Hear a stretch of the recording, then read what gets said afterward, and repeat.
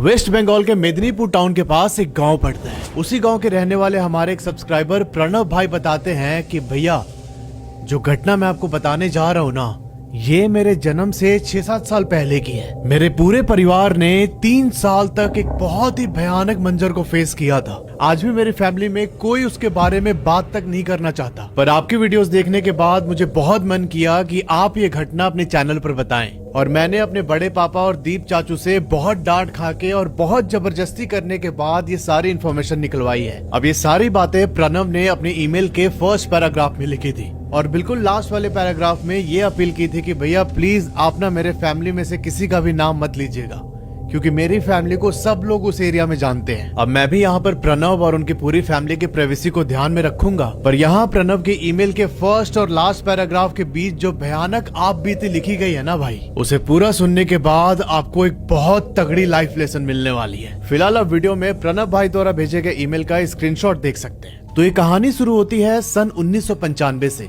और 1995 से लेके 1997 तक इनकी फैमिली ने ये पूरा सिचुएशन फेस किया था। प्रणव बताते हैं कि मेरी फैमिली मेदिनीपुर के ही गांव से बिलोंग करती है और हम लोग जमींदार थे। अपने और आसपास के गांव में मिलाकर लगभग 200 बीघे से ज्यादा जमीन थी हमारे पास, और इसी कारण हमारी उस एरिया में बहुत अच्छी होल्ड थी। वहाँ गांव वाले घर में हम सब एक साथ रहते थे, पर फिर कुछ टाइम के बाद हमारे घर में कुछ प्रॉब्लम होने लगी, जिसकी वजह से हमारी आधी फैमिली उस गांव से शिफ्ट होके दूसरे गांव में आ जाती है, जिसका नाम है, यार नाम तो इसने लिखा है लेकिन बाद में मना किया कि नाम मत बताइएगा, तो लेट्स से कि उस गांव का नाम है विलेज बी।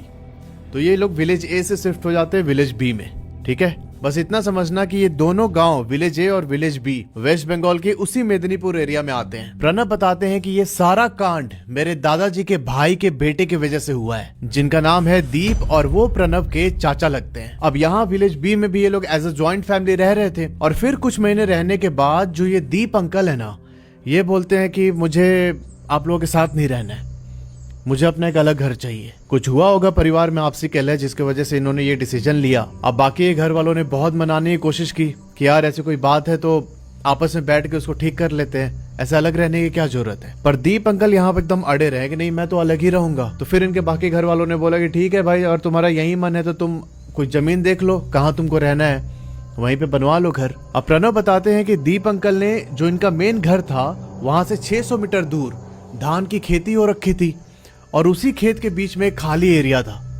इन्होंने अपने घर वाले से बोला कि मैं वहीं खेत के बीच, पर यहाँ दीप अंकल ने पंडित जी की बात को टाल दिया।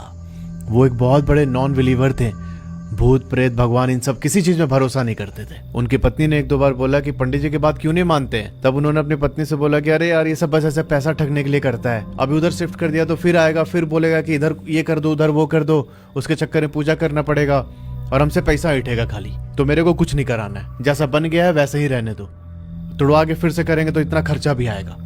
अब उन्होंने इतने ज्यादा आर्गुमेंट्स दे दिए कि उनकी पत्नी चुप हो जाती है भाई कि ठीक है आपको जैसा समझ में आ रहा है कीजिए। पर भाई जो अब खेला चालू होने वाला था ना, अपने हाड़ में कपकपी फील करने के लिए रेडी हो जाइए आप। अच्छा एक चीज भूमि पूजन के बारे में समझना, भूमि पूजन तब कराया जाता है जब हम नए घर का कंस्ट्रक्शन शुरू करते हैं। पर यहाँ दीप अंकल ने ना, मैंने बताया था कि नॉन बिलीवर थे भाई, ये सब मानते नहीं थे पूजा पाठ क्रिया ये सब, तो इन्होंने पहले ही कंस्ट्रक्शन स्टार्ट करवा दिया था। इनकी पत्नी ने बोला भी था कि एटलीस्ट भूमि पूजन तो करवा लीजिए, पर वो अपनी जिद पर अड़े रहे भाई कि नहीं मैं ये सब मानता ही नहीं, तो मैं क्यों करवाऊं। तो थोड़ा सा जब कंस्ट्रक्शन हो गया तब पत्नी बार बार जिद करते रहे कि प्लीज मान जाइए ना, करवा लीजिए भूमि पूजन। बाद में इनके जो घर वाले थे, पुराने घर में जो लोग रहते थे, वो लोग भी बोले कि यार किसी का तो सुन लिया कर भाई थोड़ा सा बात। तब जाके इन्होंने पंडित जी को बुलाया था। अब धीरे धीरे इनके घर का कंस्ट्रक्शन स्टार्ट होता है। मैंने आपको बताया था कि इन्होंने ग्राउंड फ्लोर और फर्स्ट फ्लोर पे एक कमरा बनवा लिया था। अब वो बनने के बाद जो इधर की तरफ जगह छोड़ी हुई थी, उस जगह पर इन्होंने सोचा कि एक आध और रूम बनवाया जाए, और ये उसी वेस्ट साइड वाले एरिया में बनने वाला था जिसके बारे में पंडित जी ने इनको वार्न किया है। अब यहाँ पर लेबर लग जाती है, वो लोग अपना काम वाम चालू करते हैं। वेस्ट साइड की तरफ दीप अंकल ने दीवार खड़ा करवा दिया। शाम को काम करके लेबर अपने घर चली गई, और जब सुबह दीप अंकल सो के उठे तो भाई ये देखते हैं कि जो वेस्ट साइड वाला दीवार था ना, वो गिरा हुआ है। इनको लगा कि साला शायद कोई बदमाशी कर रहा है, कोई जल रहा है मेरे से, जो आके दीवार तोड़ के चला गया। अब उस दिन फिर से लेबर को बुला के दीवार खड़ा करवाते हैं और उस रात दिलीप अंकल वहीं पर खाट डाल के सो गए। उन्होंने ये डिसाइड कर लिया था कि भाई मैं रात भर इसकी रखवाली करूंगा और देखूंगा कि भाई कौन आ रहा है दीवार गिराने। वो बताते हैं कि उस रात तो उधर कोई भी नहीं आया, पर अगले दिन जब मैंने जाके दीवार को चेक किया तो पाया कि बीच से दरार पड़ी हुई है। मैंने लेबर बुला के फिर से उसे ठीक करवाया और फिर अगली सुबह मुझे वैसे ही दरार दिखी दीवार पे। ऐसा 3-4 बार चला और मुझे लगा कि यार शायद इस वाले साइड की जो घर की मिट्टी है ना, वो थोड़ी कमजोर है या फिर लूज है, जिस पर ये कंस्ट्रक्शन नहीं हो पा रहा है। अब नेक्स्ट डे दिलीप अंकल दीवार को पूरा तुड़वा देते हैं और फिर उस जगह से कोई 3-4 इंच ईस्ट की तरफ शिफ्ट करके इन्होंने दीवार का कंस्ट्रक्शन करवाया। इस बार जब अगली सुबह वो देखने गए तो इन्होंने पाया कि दीवार में क्रैक तो है, पर वो बहुत माइनर सा क्रैक है। मतलब जितना पहले हो रहा था उससे 5-6 गुना कम था ये क्रैक। अब जैसे तैसे जुगाड़ लगा के वहां पर उन्होंने प्रॉपर कमरा बनवा दिया। अब इनका घर बनकर तैयार हो जाता है। अच्छा, जितने टाइम तक ये कंस्ट्रक्शन चल रहा था उतने टाइम तक सिर्फ दीप और उनकी पत्नी ही वहां पर रहा करते थे। जो इनके 2 बेटे और एक बेटी थी ना, वो सब अभी पुराने घर में रहते थे। इनका प्लान था कि जब पूरा घर कंप्लीट हो जाएगा अच्छे से, तब उनको अपने पास लाके हम लोग रखेंगे। फाइनली घर का काम पूरा होता है और इन्होंने प्रतिष्ठा पूजा करवाने के लिए पंडित जी को फिर से अपने घर बुलाया। ये सेम पंडित जी थे जिन्होंने भूमि पूजन किया था। जब पंडित जी घर पर आए तो भाई वो कंस्ट्रक्शन देख के बहुत गुस्सा हुए। उन्होंने बोला कि मैंने तुमको मना किया था ना, घर को थोड़ा सा पूरब की तरफ शिफ्ट कर दो, पर तुम मेरी बात नहीं माने। तब यहाँ दीप की पत्नी हाथ जोड़ के माफी मांगने लगे कि पंडित जी इन्होंने सुना नहीं, मैंने इतना बोला था उनको, घर का काम भी चालू हो गया था इसलिए नहीं करवाएं। तब उस पंडित जी ने उस वेस्ट साइड वाले दीवार के पास जाके एक यंत्र रखा। उन्होंने बोला कि मैंने कुछ हद तक अपना काम कर दिया है, पर एक बात का बहुत ध्यान रखना कि उस दीवार से और वेस्ट के साइड में कुछ भी कंस्ट्रक्शन नहीं होना चाहिए, ना ही तुम वहां पे कोई अपना पेड़ पौधा फूल पत्ती कुछ नहीं लगाओगे। वो पूरा रास्ता एकदम क्लियर होना चाहिए। ये बात सुन के दीप अंकल ने पंडित जी से पहले माफी मांगे और फिर बोला कि ठीक है पंडित जी, आप जैसा बोलेंगे हम वैसे ही करेंगे। ये भाई अगरबत्ती का धुआं है, ठीक है, इसको कुछ वो मत समझ लेना। चलो, और फाइनली पंडित जी की इजाजत लेके इन्होंने अपने बच्चों को भी उस घर में शिफ्ट कर लिया। अब यहाँ से अगले 6 महीने तक सब कुछ बहुत स्मूथ चला इनके घर में, किसी प्रकार की दिक्कत नहीं हुई। इस समय दीप अंकल, उनकी पत्नी और उनके 3 बच्चे बहुत खुशी खुशी रह रहे थे। पर फिर आता है विंटर का टाइम। धान की कटाई का सीजन आ चुका था और इसी बीच एक बार दिसंबर महीने में दीप अंकल ने अपने खेत के अंदर धान की कटाई की और उसका जो गत्ता होता है, जो बंडल होता है ना धान का, वो लाके घर के अंदर रखा। अब धीरे धीरे कटाई के साथ साथ उसकी क्वांटिटी भी बढ़ते जा रही थी और इसी दफा एक दिन ना, जब घर के आसपास का खाली एरिया धान से भर गया, तब उन्होंने धान के 2 बंडल लाके जो वो वेस्ट साइड वाली दीवार थी जहां पर पंडित जी ने यंत्र लगाया था, उस दीवार से टिका के रख दिया। अब ऐसा करने के बाद वो वापस अपने खेत में चले गए काम करने। जब शाम को वापस लौटे तब इन्होंने खाना खाया और फिर चुपचाप सोने चले जाते। और जब अगले दिन सो के उठे ना भाई, तो इन्होंने देखा कि जो उस दीवार से 2 गत्ते टिका के रखे थे धान के इन्होंने, वो दोनों गत्ते जल चुके थे। उन दोनों के अंदर से थोड़ा थोड़ा धुआं निकल रहा था, पर उस टाइम भी वो दोनों गत्ते दीवार से टिके हुए थे। ऐसा नहीं था कि जल के वो नीचे गिर गए। दीप अंकल ने उधर देखा, फिर अपनी पत्नी को बुलाया। उनकी पत्नी ने बोला कि रुके, आप छुइएगा मत इसको। यहाँ पर दीप अंकल की पत्नी ने दीप के बड़े भाई को कॉल किया कि भैया थोड़ा सा घर पे आइएगा ना, ऐसा ऐसा हो रखा है। दीप के बड़े भैया घर आते हैं और इन्होंने एक डंडे से लेके उस धान के गत्ती पर ऐसे टच किया और जैसे ही टच किया वो पूरा धान का गत्ता नीचे गिर के राख बन जाता है। और भाई साहब, उसके राख बनने के साथ ही इनके परिवार का डार्क चैप्टर शुरू होने वाला था। धीरे धीरे इनके पूरे घर का वेस्ट साइड वाला जो हिस्सा था ना, वो कुछ ज्यादा ही ठंडा रहने लगा। बाकी घर के टेम्परेचर और वहां के टेम्परेचर में साफ साफ डिफरेंस पता चल पा रहा था। प्रणव बताते हैं कि अब अक्सर रात को जब दीप अंकल की फैमिली सो रही होती है, तो इनको ऐसा फील होता कि कोई दीवार के पास से चलते हुए इनके घर के मेन गेट की तरफ जा रहा है। अब जब ये चीज बहुत ज्यादा फ्रीक्वेंट होने लगी तब दीप अंकल ने डिसाइड किया कि भाई मैं अब उधर ही सोऊंगा, मैं देखूंगा कि कौन आता है रात को। और इस समय तक तो जो वो वेस्ट साइड वाला दीवार था, मैंने बताया था कि उसकी इधर कंस्ट्रक्शन हो चुका है पूरा, तो एक कमरा भी एक्स्ट्रा बन चुका था और उसी दीवार से लग के इन्होंने एक विंडो भी निकलवाया था। एक रात उसी विंडो के पास दीप अंकल खाट डाल के सो जाते हैं। रात के करीब 12:15 बजे इनको फील होता है कि भाई आसपास का टेम्परेचर बहुत ज्यादा ड्रॉप हो गया है, एकदम हड्डी कपाने वाली ठंड लगने लगी इनको। फिर इन्हें सुनाई दिया कि कोई पैर रगड़ते हुए उस खिड़की की तरफ आ रहा है जहां पर इन्होंने खाट डाला हुआ था। यह एहसास होते ही दीप अंकल अपने खाट पर उठ के बैठ जाते हैं और वहां बैठ के ये एक टक खिड़की से बाहर देखने लगे कि भाई वो जो भी होगा अभी खिड़की से क्रॉस करके आगे की ओर जाएगा। और तभी इन्होंने पाया कि एक ना बूढ़ी औरत इनके खिड़की के सामने से क्रॉस करते हुए इनके घर के मेन गेट की तरफ जा रही है। इन्होंने आवाज लगाया कि कौन है, उधर कहां जा रही हो, पर उस औरत ने कुछ भी रिस्पॉन्ड नहीं किया। वो बिना कुछ रिएक्ट किए। अब यहां दीप अंकल को लगा कि शायद मेरे खेत में जो दादी काम करती हैं, उनका घर तो यहीं पास में है, तो हो सकता है वहीं अभी गई हो सामने से। अब इस लॉजिक से अपने मन को मनाने के बाद दीप सोने की कोशिश करते हैं, पर भाई कहां ही नींद आने जाए। जो अचानक टेम्परेचर ड्रॉप हुआ था उसका क्या एक्सप्लेनेशन है इनके पास। अब जैसे तैसे उन्होंने वो रात काटी और अगली सुबह होते ही वो सीधा उस दादी के पास पहुंचते हैं जो इनके खेत में काम करती है। उन्होंने पूछा कि दादी कल रात को आप गई थी क्या उधर दीवार के पास से। तब वो बूढ़ी औरत बोलती है कि मैं इतनी रात को क्या करने जाऊंगी उधर, और अगर मेरे को जाना भी होगा तो मैं जो पूरब वाला रास्ता है उधर से घूम के जाऊंगी ना, पश्चिम से क्यों जाऊंगी मैं। जब सबको पता है कि वो उसका रास्ता है तो क्यों जाऊंगी मैं पश्चिम से। भाई साहब ये जवाब सुनने के बाद दीप के शरीर में एकदम कपकपी दौड़ गई। पर इनको यहाँ पर लगा कि शायद जो हमारा ऐसे घर बन गया है बड़ा सा, उसे देख के आसपास के लोग जलते हैं और मुझे डराने की कोशिश कर रहे हैं। तो फिर से फॉल्स लॉजिक दे के उन्होंने अपने आप को कंसोल करने की कोशिश की कि हाँ ठीक है यही कारण होगा। पर यहाँ दिल तो झूठ नहीं बोलता ना, दिल तो इनको गवाही दे रहा था कि भाई वहां पर कुछ है, संभल जा तू।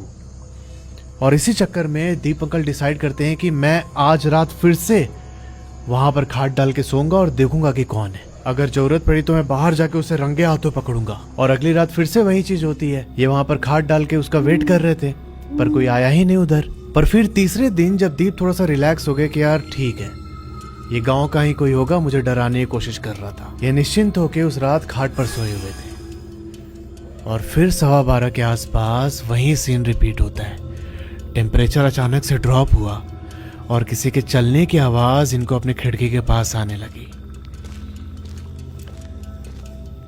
और इस बार जब इन्होंने देखा तो पाया कि भाई ये सेम बूढ़ी औरत है जो 2 रात पहले इन्होंने देखी थी। ये आवाज लगाते हैं कौन हो तुम, और मेरे घर के आसपास क्या करते रहती हो। दीप बताते हैं कि यहाँ पर वो बूढ़ी औरत उनकी आवाज सुनते ही रुक जाती है। रुक के वो पीछे मुड़ी और दीप ने पाया कि भाई उसकी शक्ल बहुत ज्यादा डरावनी थी। उसने एकदम गीली साड़ी पहनी हुई थी, ऐसा लग रहा था कि वो अभी अभी तालाब से बाहर निकल के आई है। और उसके पूरे शरीर से मछली की बदबू आ रही थी। अब कुछ सेकंड दीप की तरफ देखने के बाद बिना कुछ रिएक्ट किए वो औरत इनके घर के मेन गेट की तरफ चली गई। अगली सुबह दीप को बहुत तेज बुखार चढ़ गया और इस घटना के बाद से अक्सर दीप की तबीयत ना खराब ही रहने लगी। प्रणव ईमेल में लिखते हैं कि धीरे धीरे इनके घर का माहौल भी एकदम नेगेटिव सा हो गया था। इनके बच्चों की तबीयत भी बहुत ज्यादा खराब रहने लगी। कई सारे तांत्रिक पंडित से इन लोगों ने दिखवाया, पर वो जो भी क्रिया करके जाते हैं उसके 1-2 दिन तक तो चीजें ठीक रहती थी, पर फिर वही साइकिल रिपीट होने लगता। यहाँ वो एंटिटी लगभग डेली बेसिस पे दीप को दिखाई देने लगी। समय के साथ इनकी आर्थिक स्थिति भी खराब हो गई, खेती बाड़ी सब चौपट हो गया, फाइनेंशियल कंडीशन एकदम बदतर होते जा रही थी इनके फैमिली की। अब इनके घर का माहौल इतना ज्यादा नेगेटिव हो चुका था कि रिलेटिव भी इनके पास आने से कतराने लगे। जब इनका काम धंधा एकदम ठप पड़ गया तब दीप अंकल एक नौकरी करने के लिए कोलकाता जाते हैं। पर 2 महीने के बाद इनके हाथ से वो नौकरी भी चली गई। अब ये वापस अपने गांव लौटते हैं और दीप और उनकी पूरी फैमिली बहुत परेशान रहने लगी। कुछ टाइम के बाद जो दीप की वाइफ थी, उनके मायके के लोगों ने कोलकाता के एक तांत्रिक के बारे में सजेशन दिया। बोला कि एक बार आप लोग उनसे मिलके देखिए, शायद वो कुछ इसका सॉल्यूशन निकाल पाए। यहाँ पर दीप अंकल की फैमिली ने उस तांत्रिक को बुलवाया। अब जब ये तांत्रिक इनके घर पर आए तो इन्होंने पूरी क्रिया की और क्रिया करने के बाद उन्होंने काली माता का एक धागा सबके हाथ में बांधा। बोला कि ये धागा कभी मत खोलिएगा आप लोग। ये बोल के वो तांत्रिक वहां से चले गए और धीरे धीरे इनके घर की कंडीशन इंप्रूव होनी शुरू हो गई और 3 महीने में सब कुछ एकदम नॉर्मल हो जाता है। वो एंटिटी भी दीप अंकल को दिखना बंद हो गई। अब एक दिन जो दीप अंकल का बेटा था वो स्कूल से घर आता है। घर आते आते उसे थोड़ा सा लेट हो गया था। दीप अंकल का बेटा यहाँ क्लास 6 में पढ़ता है। गर्मी का टाइम था। घर आकर उसने मम्मी को बोला कि मम्मी बहुत गर्मी लग रही है, मैं ना थोड़ा तालाब में नहा के आता हूँ।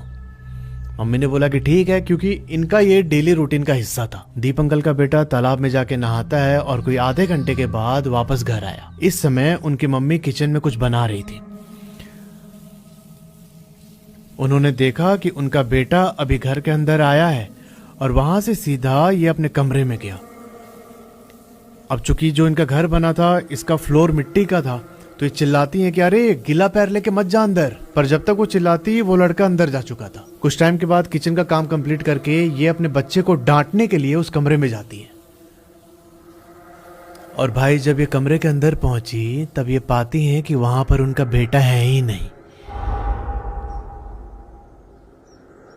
और वो तो गीले पैर से उस मिट्टी के फ्लोर पर चल रहा था, तो ऑब्वियस सी बात है कि फ्लोर पर उसके पैर के निशान होने चाहिए, पर ऐसा कुछ भी नहीं था भाई साहब। रूम के अंदर का सीन देख के ऐसा लग रहा था कि कोई गया ही नहीं है उस कमरे में। ये अपने बेड के नीचे भी झांक के देखते हैं कि कहीं शैतानी करते हुए अंदर तो नहीं छिप गया, पर इनको अपने बेटे का कोई अता पता नहीं चलता वहां पे। अब ये थोड़ी दूर पर इनके पड़ोसी थे, उनसे जाके पूछने लगे कि आपने देखा है क्या छोटू को, पर उन्होंने मना कर दिया। फिर जब दीप घर आया तो इन्होंने बताया कि यार ऐसा ऐसा हुआ है अभी, और छोटू को बहुत टाइम हो गया तालाब में नहाने गए हुए, वो अभी तक घर नहीं लौटा है। और जब ये वहां पहुंचे तो इन्होंने पाया कि भाई इनके बेटे की डेड बॉडी पड़ी उस तालाब के किनारे पे। ये लोग वहीं पे रोना धोना स्टार्ट कर देते हैं भाई। कुछ टाइम के बाद जब उन्होंने होश संभाला तब उसका अंतिम संस्कार हुआ। अब हिंदुओं में होता है कि मरने के 13 दिन के बाद 13वीं की जाती है, और यहाँ दीप के फैमिली में ये नियम था कि उन 13 दिनों तक इनके परिवार का कोई भी सदस्य भगवान को टच नहीं करेगा। उनका कोई भी माला या लॉकेट कुछ भी नहीं पहनेगा। और इसी चक्कर में जो तांत्रिक ने सबके हाथों में धागा बांधा था ना काली माता का, उन सारे के सारे लोगों को अपना ये धागा खोलना पड़ता है। और कोई तो था जो बस इसी चीज का इंतजार कर रहा था कि कब इसके परिवार वाले वो धागा खोल दें। दीप अंकल के बेटे को मरे 2 दिन हो चुके थे। इस समय उनके रिलेटिव्स भी उन्हीं के घर पर रह रहे थे। ऑब्वियसली टफ टाइम था, अकेले नहीं छोड़ सकते थे दीप की फैमिली को। अब तीसरी रात ये सब लोग एक ही कमरे में बैठे हुए थे। एकदम ऐसे मायूस सा माहौल हो रखा था। जो दीप की बेटी और उनकी एक और भतीजी थी वो दोनों साइड में सो रहे थे। अब इनका परिवार आपस में बात कर रहा था कि आगे की जो क्रिया है उसके लिए क्या क्या सामान चाहिए और कैसे कैसे सब कुछ होगा। और इसी बीच दीप की बेटी उठ के बैठ जाती है वहीं पे। वहां बैठे बैठे उसने ऐसे गर्दन घुमा के चारों ओर अपने परिवार वालों को देखा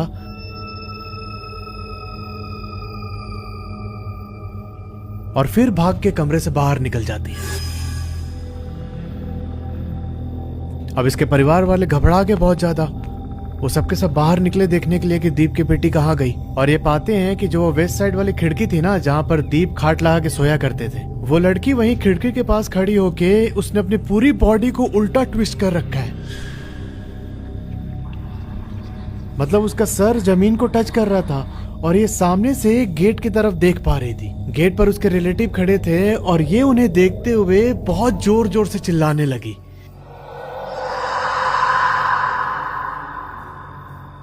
वो बंगाली में ही बार बार बोल रही थी कि मैं इसको अपने साथ ले जाऊंगी, मैं इसको अपने साथ ले जाऊंगी। यहाँ दीप के भाई और कजन दौड़ के उसकी तरफ आते हैं और लड़की को जोर से पकड़ लिया एकदम। पर भाई वो किसी के कंट्रोल में नहीं आ रही थी। उसने एकदम झटक के सबको दूर कर दिया और वैसे ही ट्विस्ट होके ये ना चलने लगी कमरे से बाहर की ओर। जो भाई इनके घर का मेन गेट था उसके पास एक छोटा सा स्टोर रूम जैसा बना रखा था। उस स्टोर रूम में इन लोगों ने तालाब से कुछ मछली ला के रखी थी। अब यहाँ प्रणव बताते हैं कि श्राद्ध में जो अनुष्ठान होता है उसके लिए मछली चढ़ाया जाता है। यहाँ बंगालीज में कल्चर होता है ऐसा। और उस समय दीप की बेटी ऐसे ही उल्टे पोजीशन में जाके वो स्टोर रूम खोलती है और उसके अंदर जो मछली रखा था उस टोकरी में अपना मुंह डाल के चबाने लगती है। भाई ये सब देख के सारे लोग एकदम सन। इतना ज्यादा डरावना मंजर था कि किसी की हिम्मत ही नहीं हो रही थी कि उसके पास जाए। फिर यहाँ पर जो दीप की माँ थी वो घर के अंदर जाके गंगाजल उठाती हैं और अपने बेटों से बोला कि इसको पकड़ के सीधा करो कैसे भी। अब ये 6-7 लोग गए और लड़की को बाहर निकाला स्टोर रूम से, फिर उसको सीधा करके लेटाया और 2 लोगों ने इसका मुंह पकड़ के खोल दिया। और जैसे ही मुंह खोला उसमें दीप की माँ ने गंगाजल डाल दिया और गंगाजल पड़ते ही दीप की बेटी यहाँ बेहोश हो जाती है। अब ये लोग उसे उठा के कमरे में लेके आते हैं और उस रात दीप, उनकी पत्नी, उनकी बेटी और इनके परिवार के 2 और लोग सेम कमरे में सोने का डिसाइड करते हैं, क्योंकि दीप की पत्नी को डर लग रहा था कि अभी अभी ऐसा हुआ है, मैं इसके साथ कैसे अकेले सोऊं। देर रात तक ये लोग जगे हुए थे कि कहीं फिर से उस लड़की की बॉडी में कोई मूवमेंट ना हो।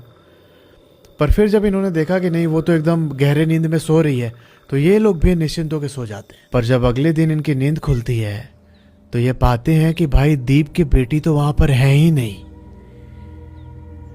भाई साहब इन लोगों ने पूरे घर में ढूंढना स्टार्ट किया, कहीं उसका अता पता नहीं चला।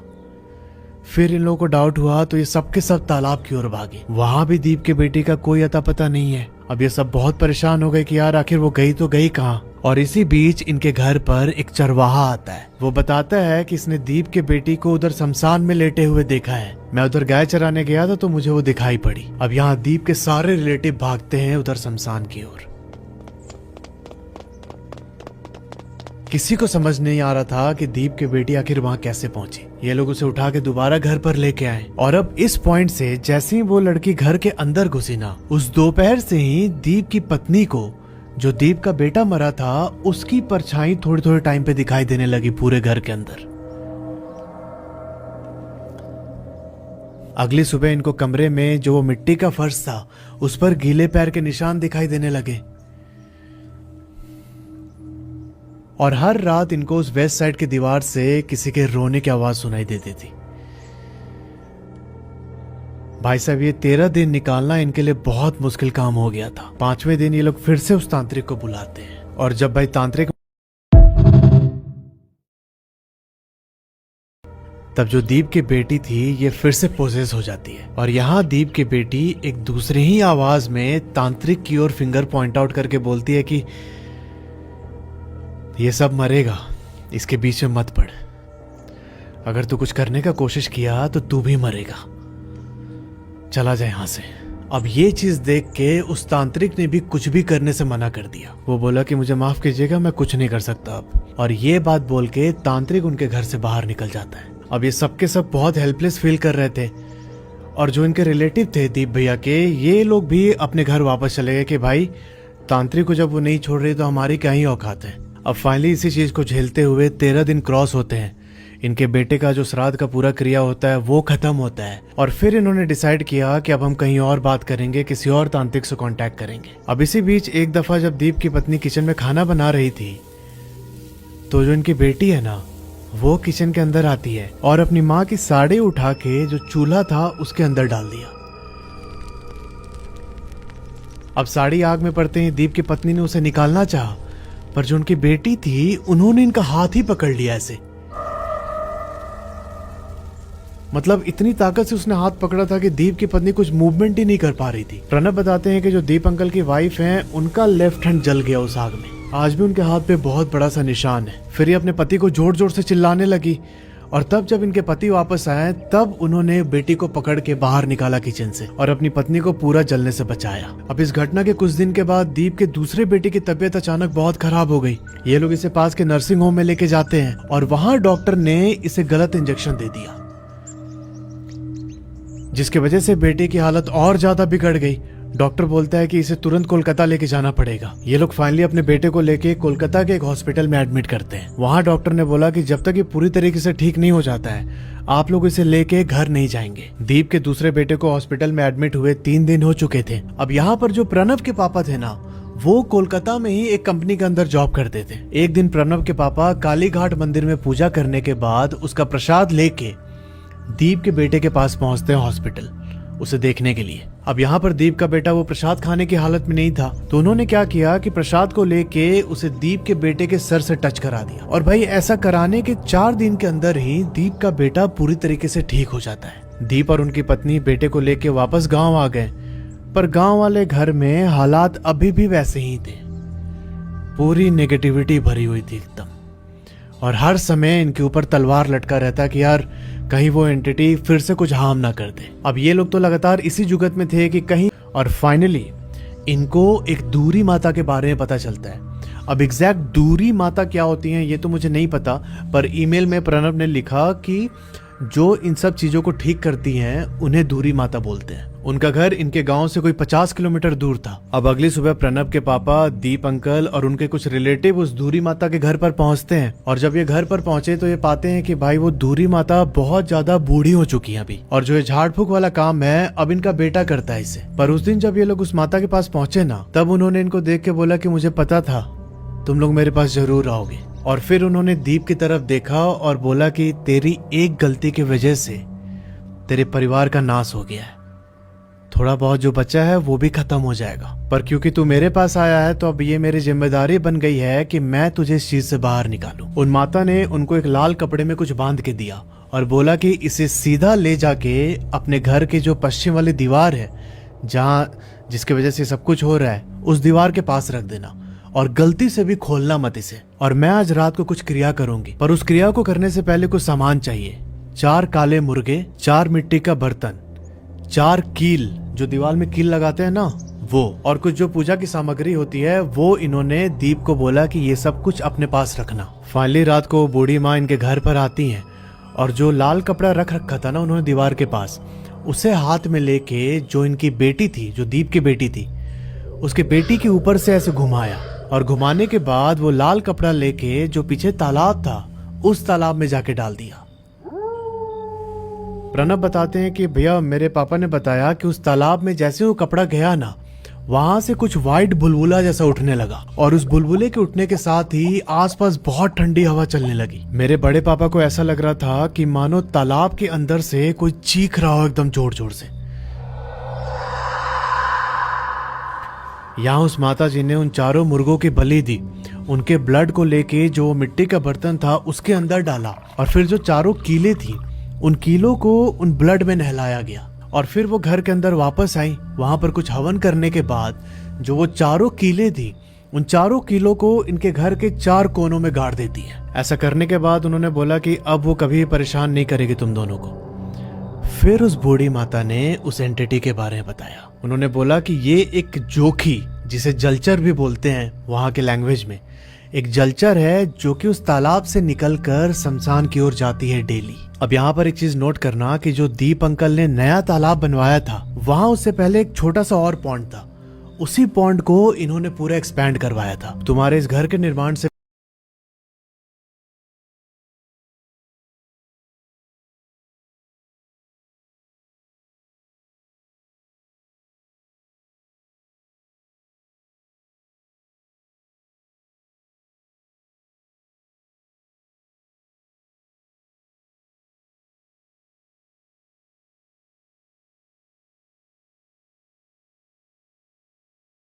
पहले ये रास्ता उस जलचर का था। जब तुमने घर बनवाया तो वो जलचर अपना रास्ता बदल के वेस्ट साइड की तरफ से जाने लगी शमशान की ओर, पर फिर तुमने इधर भी दीवार जुड़वा दिया। इसलिए जब पंडित जी आए थे तो उन्होंने बोला था कि ये उसके जाने का रास्ता है, कम से कम 2 हाथ छोड़ के अपना घर थोड़ा सा ईस्ट की तरफ शिफ्ट कर लो। और फिर जब पंडित ने आके दोबारा वहां पर यंत्र लगाया, उससे वो जलचर बहुत ज्यादा चिढ़ गई। उन्होंने बताया कि तुम्हारे बेटे को उसने ही तालाब में डुबा के मारा था। जो तुम्हारे दूसरे बेटे की तबीयत खराब हुई थी, जो डॉक्टर ने इसे गलत इंजेक्शन लगा दिया था, ये भी उसी एंटिटी का करा धरा है। तुम लोग अगर थोड़ा सा लेट होते ना, तो अगला नंबर तुम्हारी पत्नी का था। पर अब चिंता की बात नहीं है, क्योंकि मैंने तुम्हारे पूरे घर को अभी सिक्योर कर दिया है। प्रणव बताते हैं कि इस घटना के बाद से दीप अंकल भगवान में बहुत ज्यादा आस्था रखने लगे। रेगुलर अब पूजा पाठ करते हैं और अभी उनका बहुत बड़ा फिशरी का बिजनेस है। तो यार ये थी पूरी कहानी। अगर आपके जानने में ऐसा कोई इंसिडेंट हुआ है तो नीचे जो ईमेल आईडी आ रहा है उस पर अपनी कहानी मुझे भेज सकते हैं। मिलते हैं आपसे अगले वीडियो में, तब तक के लिए अपना ध्यान रखो और हर हर महादेव।